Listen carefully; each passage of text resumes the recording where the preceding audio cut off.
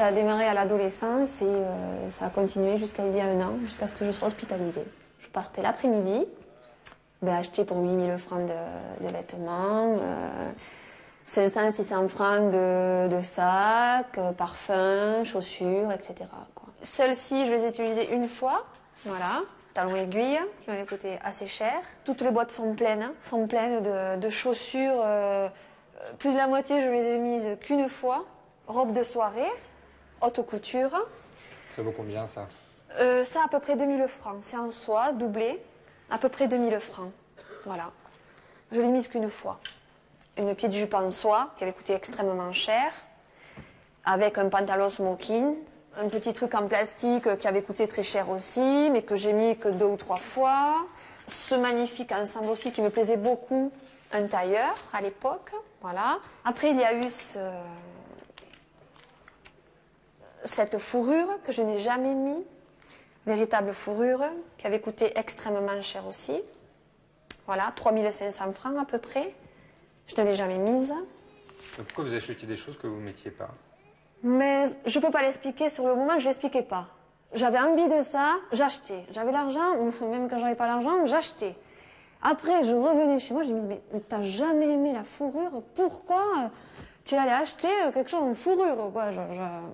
Je me l'expliquais pas, quoi. Alors les bijoux, là aussi, il y a eu la grande période de folie. Cette montre, je me l'étais payée quand j'étais étudiante à Toulouse. Et elle est en argent massif, extrêmement chère. Voilà. Mon mari, je lui avais payé cette montre, presque 3000 francs. Et quand on a voulu se marier, donc j'ai acheté cette alliance. Voilà, ciselée. Après, j'ai acheté un demi-doigt en diamant.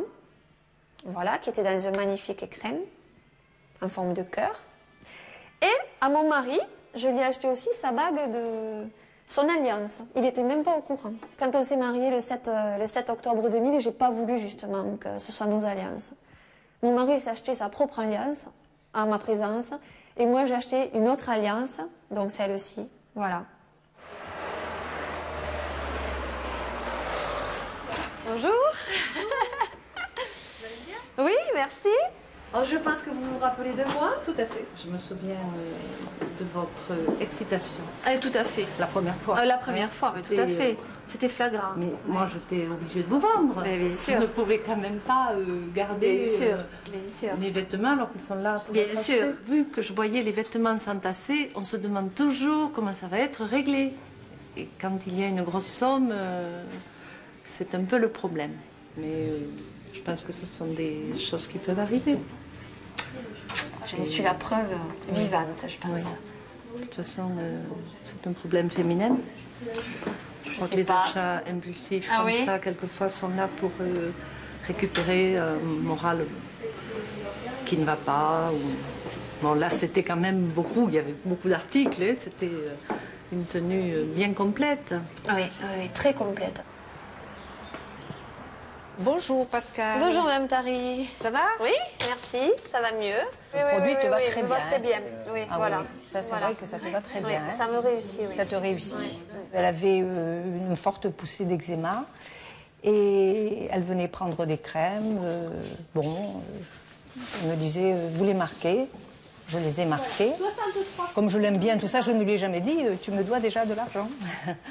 Et puis, elle prenait des produits de beauté. Oui, si vous les avez, vous les marquez. Oui.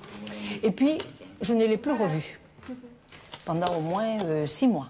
Voilà. C'est pas que je voulais pas payer ni plus. Non, mais tu... J'avais honte de revenir et de dire, oui. t'as laissé 6 mois comme ça, avec une dette à la pharmacie, des gens que tu connais, que tu estimes. J'avais une honte, je sortais plus de la maison, quoi. C'était oui, voilà, la parano complète. Là. Alors, j'ai dit à sa maman, Pascal est toujours là? Alors elle m'a dit oui, elle est là. Pourquoi? Ça lui a fait tilt. Elle m'a dit oui, Pascal en ce moment a des problèmes. Et elle m'a dit, pour lui rendre service, surtout ne lui donnez plus rien à crédit. Oui. Combien de magasins, combien de dettes? 8 magasins. Et le montant de la somme... pas loin de 35 000 à l'époque, même un peu plus de 35 000 à l'époque.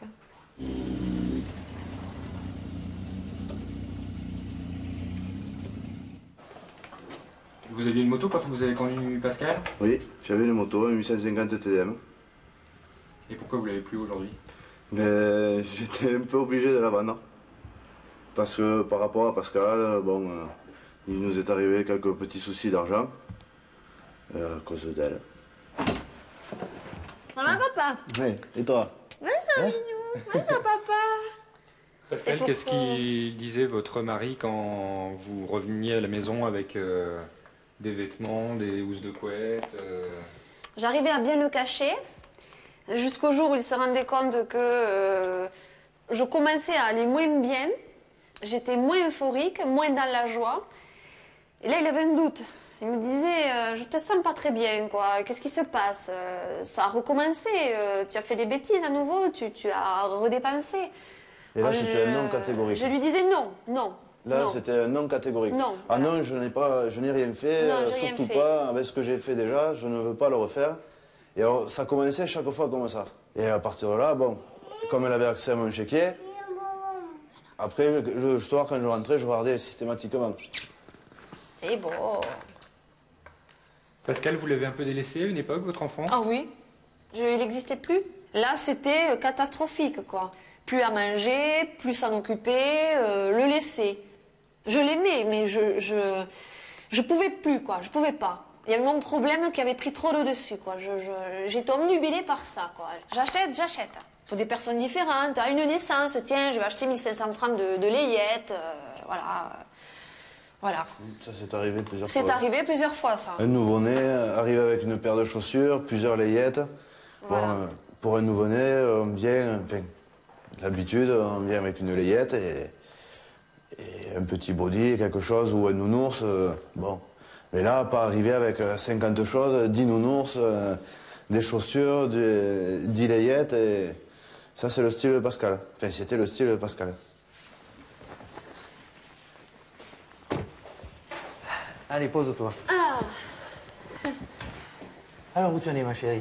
Bon, mais ça va, Ça se voit, tu as bonne mine. Oui, voilà. Et qu'est-ce qui a été le plus difficile? Le plus difficile. L'hospitalisation est le même ou simplement le fait de me téléphoner un jour, Non, pas ça. complètement affolé, en me disant Jean-Luc, ça va plus, c'est... Non, pas ça. Le fait de te téléphoner, il le fallait parce que j'avais énormément confiance en toi. Donc je me suis dit, il n'y a que lui qui va me dire à un moment donné, bon, il faut t'hospitaliser, il faut faire quelque chose de actif. Là, il faut agir. Tu savais que ça allait Je finir le par savais, mais je le l'hospitalisation. savais. Et puis, non, ce qui m'a fait peur, c'est le milieu où je me suis trouvée, quoi. Le service où j'étais, bon, mais en neuropsychiatrie, il y a de tout, quoi. Ça t'a permis Ah oui, justement oui, de prendre là. conscience que ton degré de maladie Oui, était quand même oui, voilà. inférieur. Oui, voilà, et que tout à fait. justement, d'en avoir parlé, t'a permis dans ta tête de faire le tri à partir du moment où tu as vu ce que c'était Oui, que voilà. d'autres personnes beaucoup plus malades que Tout toi, à fait, oui. que c'était accessible à un traitement, et Oui, la tout à preuve en fait. est là. Rentre, vas-y. Et alors? C'est comme ça qu'on reçoit sa cousine? Salut, ça va? Ouais. Salut. Salut Pascal. Allez, Ça va? vas-y, ouais. Bon, viens boire le café, on s'invite, hein. Ben ça va mieux, hein. On Oui, voit quand même. ouais, ça va beaucoup mieux, oui. Hein. Tu as pu en parler quand même, tu as osé en parler. Il m'a dit, me voilà, il faut que je t'explique, il faut que je te raconte. J'ai fait des achats inconsidérés. Ça a commencé il y a très longtemps. Je l'ai caché à tout le monde, mes parents, mes amis, ma famille. Il m'a dit, mais tu peux pas t'imaginer ce que j'ai pu faire. Bon, un sucre. Merci. Non. Quand je faisais les achats, j'étais toute seule. C'est ça, on n'a jamais fait par exemple les boutiques ensemble. Ah, jamais. Toi non plus? Jamais. Elle m'a jamais dit, viens, on va faire les boutiques, on va se balader entre amis, on va acheter quelque chose. Non, jamais. Jamais, c'est exact. On n'a jamais fait les courses ensemble. Il y avait un double personnage à moi qui me disait achète ça, achète ça. J'avais l'impression, ça c'est bizarre à dire, hein. Maintenant c'est très bizarre, même ça me fait un peu mal. Il y avait une diable à moi, quoi. Qui avait une voix intérieure qui me disait achète ça, fais ci, achète-le, c'est plus cher, c'est encore plus cher, achète-le, vas-y, quoi. Mais c'était impressionnant, moi j'avais peur même, quoi. C'est une pulsion, c'est pour ça. Mais j'avais l'impression que j'attendais cette voix en moi qui me disait achète ça, oui c'est cher, vas-y achète-le, quoi. Et puis mais c'était pas moi, quoi. C'était quelqu'un d'autre qui agissait, qui signait les chèques. Je signais avec une facilité mais déconcertante, quoi. J'arrachais des chèques, pim pam, on aurait dit un banquier qui poum poum. C'était de la folie. Oui. folie pure. La folie. Pas douce, mais folie pure et puis dangereuse, quoi. Ouais. Voilà. Je me sentais dangereuse. C'est ça le terme exact. Là, ça partage.